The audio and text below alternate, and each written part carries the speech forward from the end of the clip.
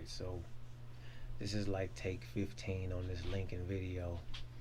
All day been having issues. My mic went out, my camera got too hot, the wind started blowing, then my sound went out. Like, yeah, so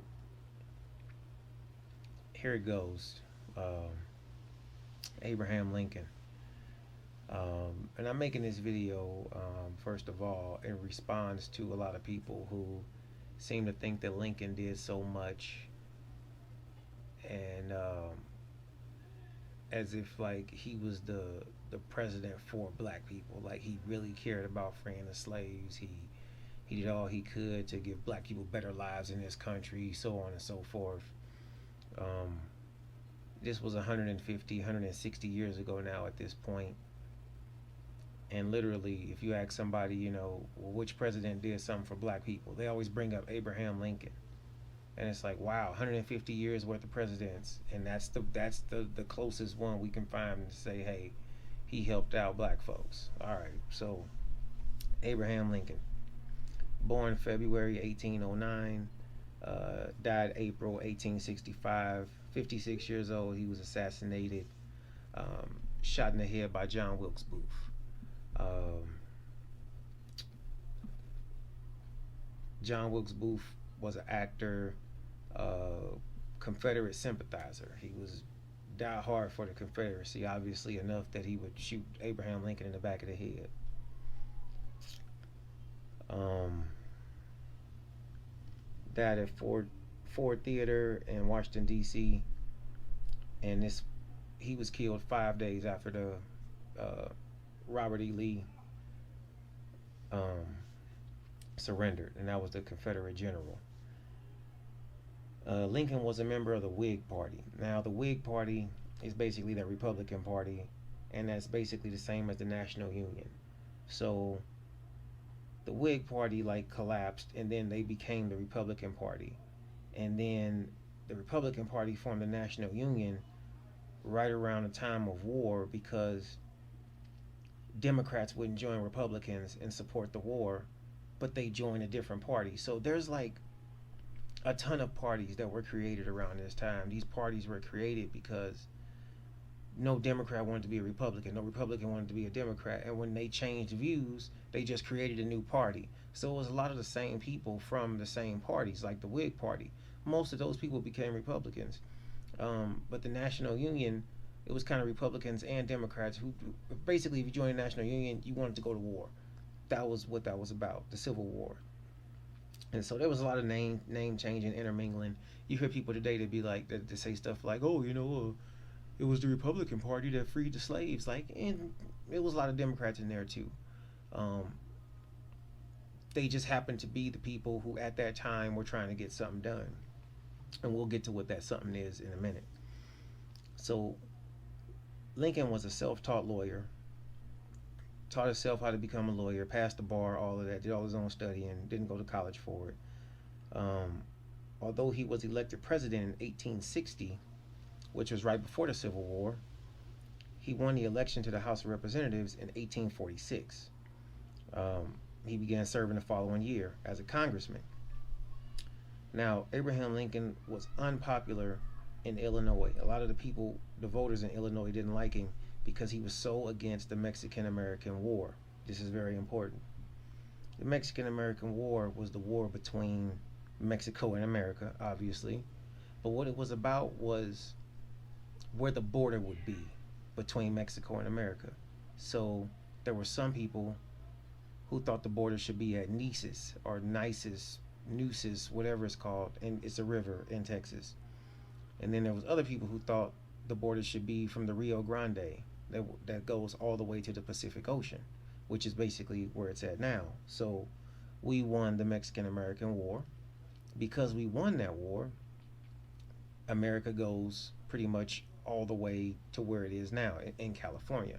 How we lost the war, kind of like there's a split up Texas. I'm sure you've all seen an old map, but it's a split up Texas, goes further north, then goes west a little bit, then goes north up to Canada. But there's a handful of states that wouldn't be part of the United States if we had lost that war. So anyway, um, because of Lincoln's stance on this war and not wanting to have that war and not wanting to kind of expand the way everybody else wanted to. A lot of people didn't like Lincoln, so they wanted him out of there, right?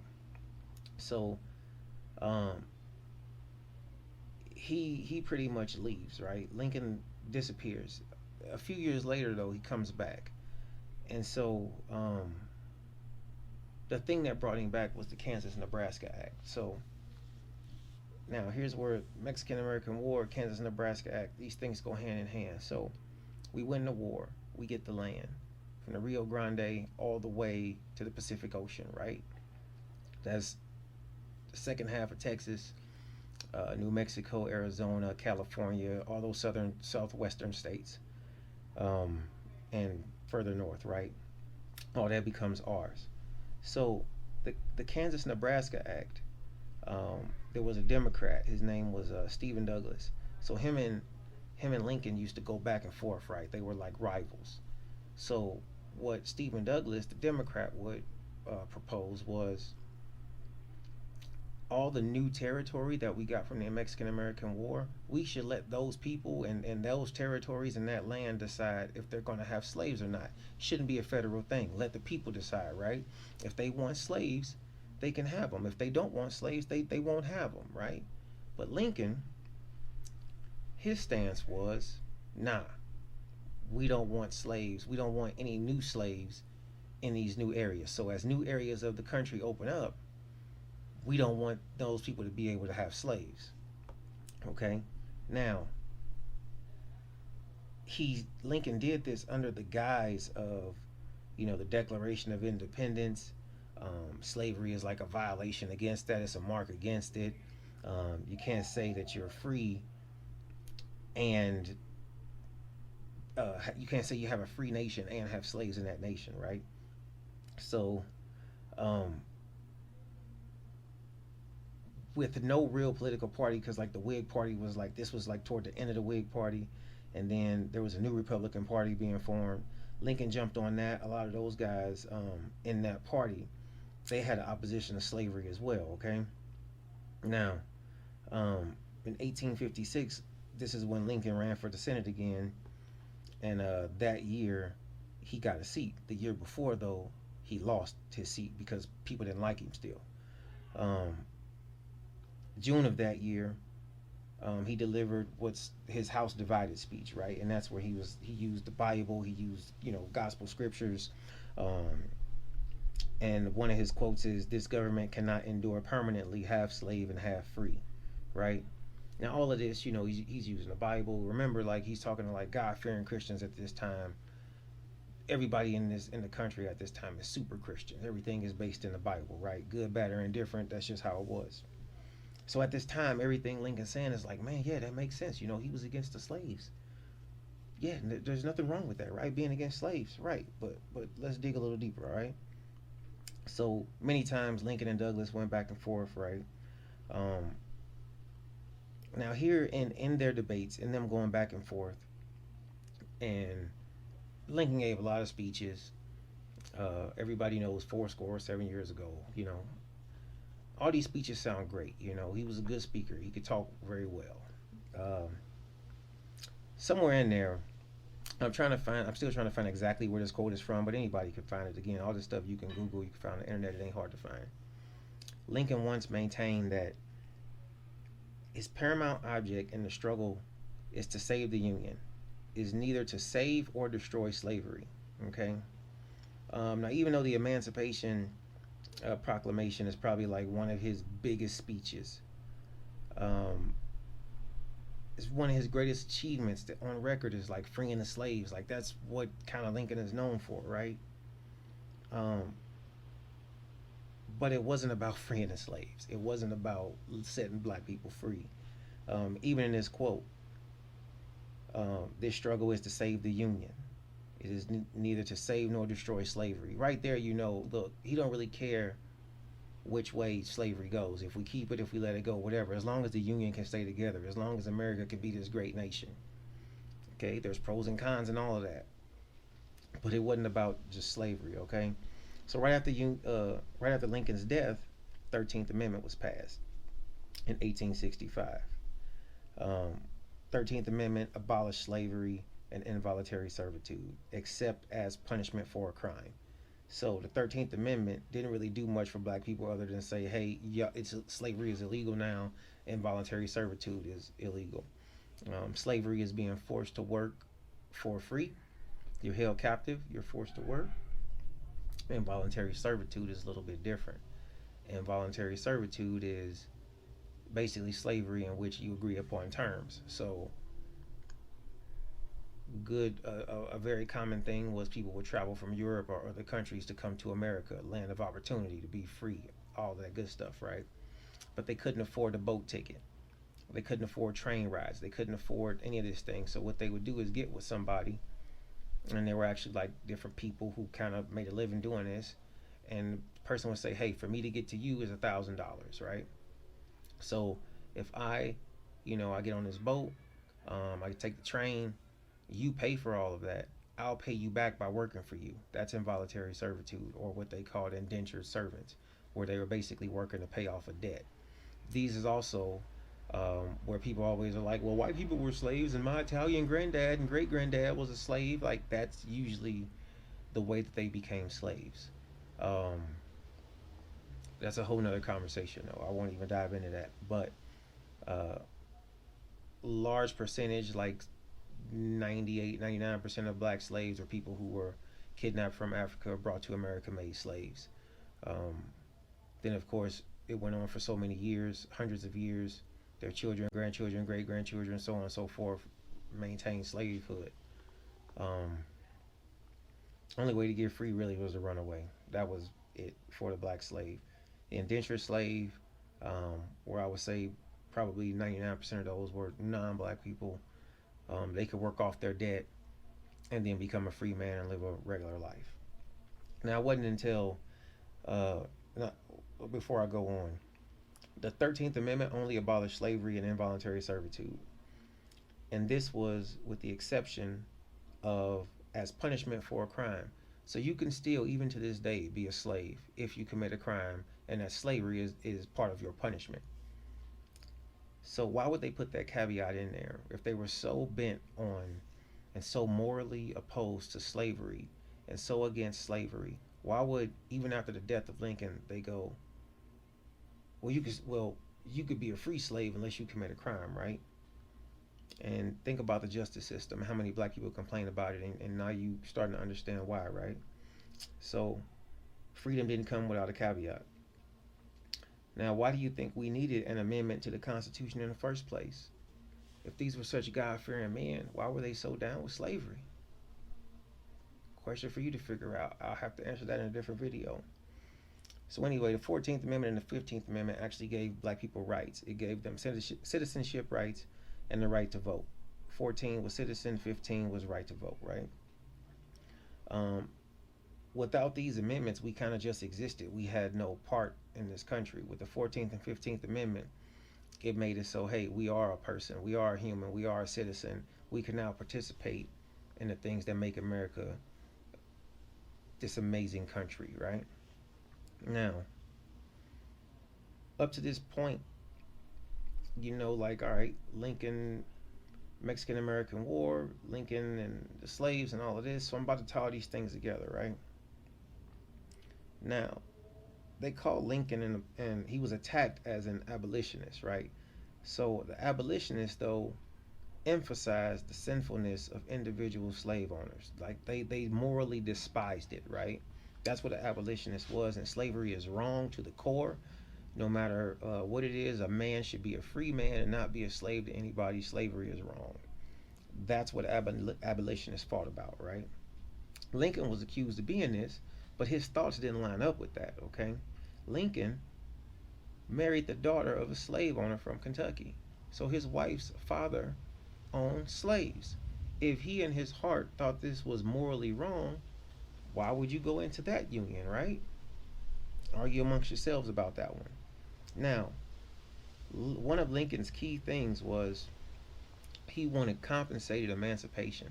What that meant was for every slave owner that had a slave, if you agreed to get rid of your slaves, the state would compensate you. because slaves were property, not people. So it would be just like if the state came up to you and was like, hey, you got that truck outside. I know you make a lot of money with that truck helping people do stuff. How about you give me the truck and I'll give you a couple $1,000, right? It's no different. You don't necessarily care about the truck. You want it for your own intents and purposes. Now, what Lincoln was all about was like voluntary colonization. So they would buy the slaves, the state would buy the slaves, and then they ship them off to somewhere to colonize or to go, just basically to get out of our hair, right? Leave, bye. We don't need you. You're a useless person. You're a slave. You're not even a person, right? So that was kind of their thing. Now, Lincoln had this hard stance about voluntary colonization out of the country until like the middle of the Civil War, like 1863 or something. At that point, they needed soldiers. So now they bring in this whole like the basically it's kind of like the Emancipation Proclamation, where they say like in the war, the soldiers from the North, where everybody was free, all of the cities and towns they raided in the South, if there were slaves there, they were free. Once the North raided that area, those slaves were made free. This went all the way on to June 19th, right? Which is Juneteenth, which is when all the slaves were supposedly freed, right? Again, that's a whole nother topic because we all know that slavery went on because there was no Google, there was no newspaper, slaves couldn't read. Slavery went on well into the 1900s in a lot of places. Now, Lincoln gets labeled this abolitionist, right? He gets called, he's battling with this country, but what does all the Mexican American War, the Kansas Nebraska Act, what does all that have to do with anything? So when you start to put these things together, you realize that after the Mexican American War, we got a whole bunch of land. People wanted to start progressing and moving west, moving businesses west, moving families west, moving property west, buying up land. This is a prime time to get in on real estate, right? But here's the issue: the people of the North, Abraham Lincoln, representing Illinois. He's one of the people of the North, right? They're going against the people of the South. People of the South have slaves. Why do they have slaves? To make money.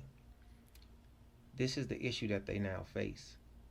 When the West opens up, the slave owners with all the money can go and buy all the land, the prime land, the land next to rivers, the land next to lakes, waters, streams where it's green, where they can have more plantations and do stuff, right?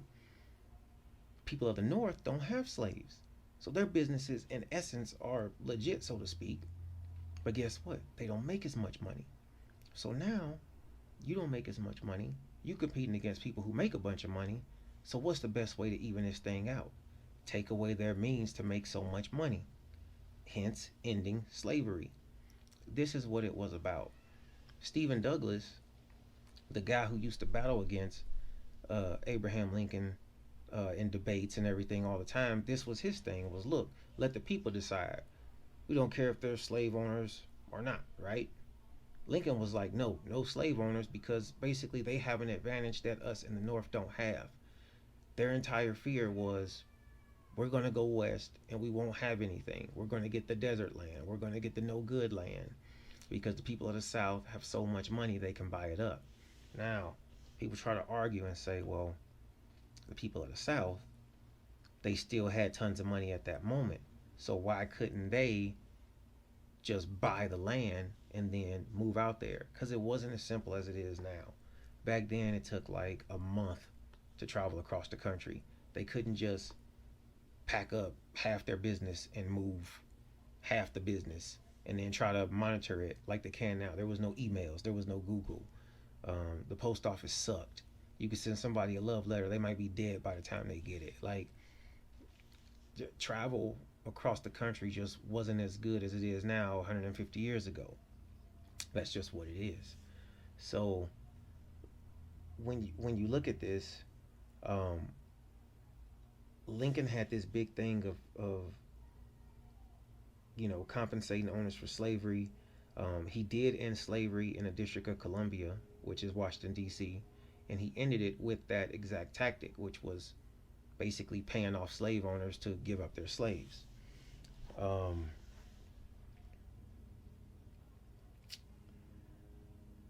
Keeping the Union together was Lincoln's, to me, his greatest achievement in what he was trying to do. The Civil War only lasted 4 years, but a lot happened in those 4 years. I'm not saying Lincoln's a bum and he shouldn't get any credit for the things he did, but let's keep in mind the things that he did for black people was kind of just a side effect of what he was trying to do, which was keep his political party, his buddies, his friends, even himself, to have a fair shot at being a part of America's expansion to the West. It wasn't about some moral ground of just, oh, let's free these slaves, slavery is wrong, yada, yada, yada, so on and so forth. Some good things did come out of it. There were God fearing people in this country back then. A lot of those people, Lincoln had to win their votes, which is why certain things were worded a certain way. If you pay attention to any president, any politician, they talk the talk. They don't always walk the walk. So if I'm not going to be fooled by this president or the last one or the five before him or any of them, anybody who comes at me saying, hey, this president cares about black people, I'm going to do my research and find out. All of this stuff is easy to find. In essence, keeping the Union together without slave owners meant the non slave owning North could expand to the West and have a fair shot of land ownership without having to compete with the deep pockets of the slave owners from the South.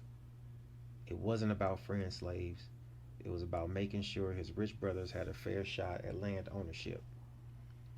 At that time, the black slaves were simply a tool. That's it. We were used to make money and disregarded when we couldn't do anymore. There's so much other stuff I could cover, but that's for a different time and a different video. I'm just trying to put some perspective on the way people talk about Abraham Lincoln.